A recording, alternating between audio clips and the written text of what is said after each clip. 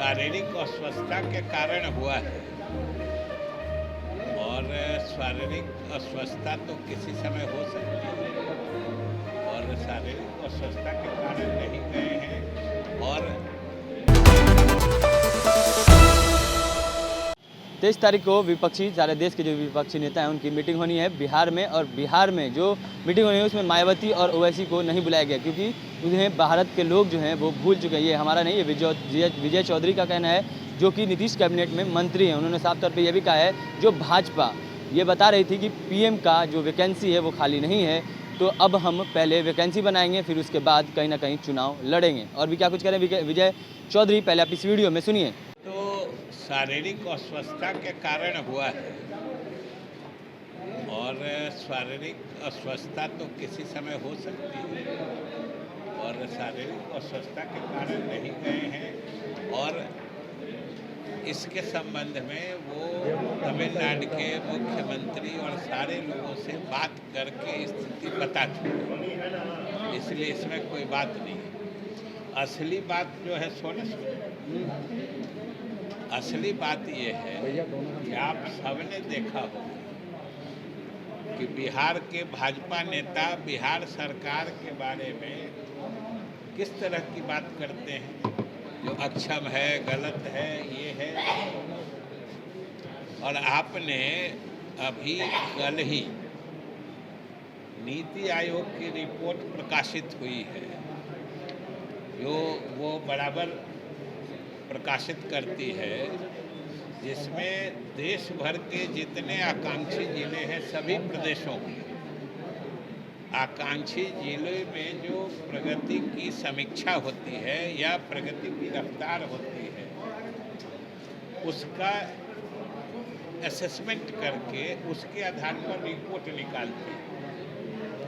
और हमको आज बताते हुए प्रसन्नता हो रही है और बिहार वासियों को भी गर्व होगा कि पूरे देश में जो सर्वश्रेष्ठ प्रदर्शन करने वाले 5 जिले हैं उनमें से 2 जिला बिहार का है, ये समझ लीजिए। और आप सबको मालूम है कि आकांक्षी जिलों में जिन चीज़ों पर फोकस रहता है, विकास के जिन मामलों पर जोर दिया जाता है या जिन क्षेत्रों में प्रगति के आकलन की समीक्षा कर ये रैंकिंग की जाती है, इसका नाम ही है चैंपियंस ऑफ चेंज, मतलब बदलाव के जो चैंपियन हैं, डेल्टा रैंकिंग।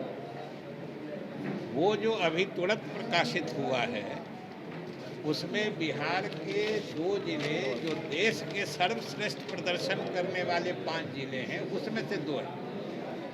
और उससे भी खुशी की बात है कि जो कृषि एवं जल संसाधन का क्षेत्र है उसमें बिहार का गया जिला देश में सबसे अच्छा काम करने वाला जिला है, पहले नंबर पर आया है।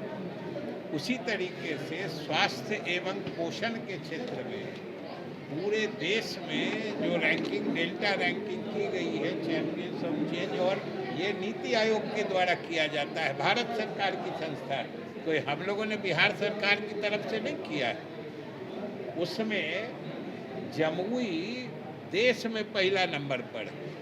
अब आप सोचिए कि कृषि जल संसाधन में गया जिला देश में पहले नंबर पर है, स्वास्थ्य पोषण में जमुई जिला पहले नंबर पर है, और ओवरऑल रैंकिंग में जो सर्वश्रेष्ठ 5 जिले हैं देश में उसमें बिहार के 2 जिले हैं, गया और जमुई। ये तो हम लोगों का प्रदर्शन है और नीतीश कुमार के सरकार की उपलब्धि है, जो केंद्र सरकार और नीति आयोग दोनों अपने मापदंडों पर समीक्षा करके पुरस्कृत कर रहे हैं। इन दोनों जिलों को पुरस्कार मिलेगा। तो भारत सरकार और नीति आयोग हम लोगों के काम की प्रशंसा कर पुरस्कृत कर रहे हैं।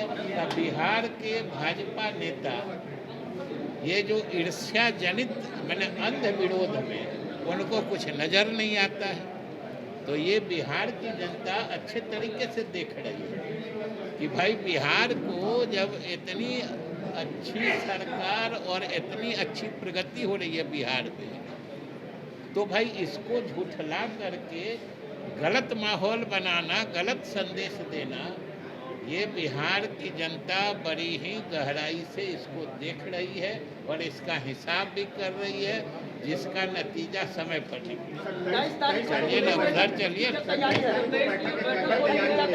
एक आदमी बोले 23 तारीख की बैठक को लेकर क्या कुछ तैयारियां हैं? आज वहाँ नहीं 23 तारीख की बैठक की तैयारी तो आप सब समझते हैं। हमारे सारे मेहमान आ रहे हैं, जिन लोगों को भी निमंत्रित किया गया है या जिन लोगों की आपस में बात होके ये बैठक निर्धारित हुई है पटना में, वो सारे लोग आ रहे हैं और सब लोग मिलकर कैसे मिलजुल कर अगले लोकसभा के आम चुनाव में हम लोग चुनाव लड़ सकते हैं, इस पर विमर्श होगा। क्योंकि अब पूरे देश का माहौल बन गया है, पूरे देश की जनता आश्वस्त है और सभी पार्टियां भी आश्वस्त हैं कि अगर हम लोग सब लोग मिल के लड़े तो भाजपा की वापसी असंभव है। इसलिए सब लोग मिल के विचार करेंगे और हम लोगों को तो विशेष रूप से ये समझिए गर्वानुभूति हो रही है, बिहार की जनता के लिए भी गर्व की बात है कि इस सब का केंद्र, ये ऐतिहासिक घटना है ना, ये राष्ट्रीय स्तर की राजनीति को नई दिशा देने के लिए देश भर के विपक्षी नेता पटना में जुट रहे हैं। ये नीतीश कुमार की विश्वसनीयता और बिहार के लिए गौरव बोध का क्षण है। तो ये तो सभी बिहार वासियों के लिए। मायावती और असदुद्दीन ओवैसी को आप लोगों ने बुलावा भेजा या उनको इस मीटिंग से अलग रखा नहीं, गया? वो तो अभी अलग है। जो लोग आ रहे, आप हमेशा एक चीज कह देते हैं कि आप आने वाले के चेहरे पे गौर करिए, लगेगा कि देश में यही इन्हीं लोग का मतलब है। आप अब किसी का नाम लेके अनावश्यक, जिसका नाम आप भी भूल चुके होंगे, इस मौके से क्यों जबरदस्ती याद करते हैं? जिनको लोगों ने ही भुला दिया है वो यहाँ आके क्या करें? बैठक कहाँ होगी सर? बैठक कहाँ होगी? बीजेपी कह रही है कि नेता कौन होंगे बीजेपी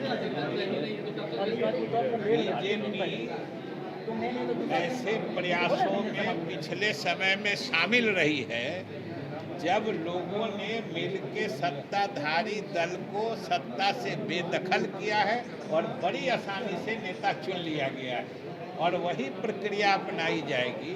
बीजेपी के लिए तो सीधी बात है ना। बीजेपी के नेता कल तक कह रहे थे ना, जो प्रधानमंत्री पद की वैकेंसी कहाँ है? अरे आप ही लोग दिखाते थे ना भाई, वो कहते थे प्रधानमंत्री पद की वैकेंसी कहाँ है। तो हम लोगों ने भी निर्णय ले लिया है, सब मिलके पहले वैकेंसी क्रिएट कर लेंगे और तब नया लोग जो आएंगे आसानी से चुन लिया जाएगा। आप बेफिक्र रहिए। तो आपने सुना विजय चौधरी को, उनका साफ तौर पे कहना है कि अब जो पीएम की वैकेंसी, जो भाजपा कह रही थी कि पीएम की वैकेंसी ही नहीं है, वो अब कहीं ना कहीं पीएम की वैकेंसी हमने बना ली है और अब पीएम वैकेंसी के लिए हम लड़ेंगे। जी हाँ, उन्होंने साफ तौर पे ये भी कहा है कि जो लोग 23 तारीख को जो मीटिंग होनी है उसमें मायावती और ओवैसी को इनविटेशन नहीं दिया गया है, क्योंकि उन्हें कहीं ना कहीं भारत के लोग जो हैं वो भूल गए हैं और जो कई चेहरे, जो और भी चेहरे वहाँ यहाँ पटना बिहार आएंगे, वो कहीं ना कहीं उनका जो चेहरा होगा वो माननीय होगा और जो लोग, जो भारत के लोग हैं वो जानने वाले होंगे और कहीं ना कहीं उनसे ही भारत की पहचान है। और भी क्या कुछ कहते थे विजय चौधरी, आपने इस वीडियो में सुना। ऐसे ही तमाम खबरों के लिए जुड़े रहे हमारे चैनल इनसाइट के साथ। तब तक के लिए धन्यवाद।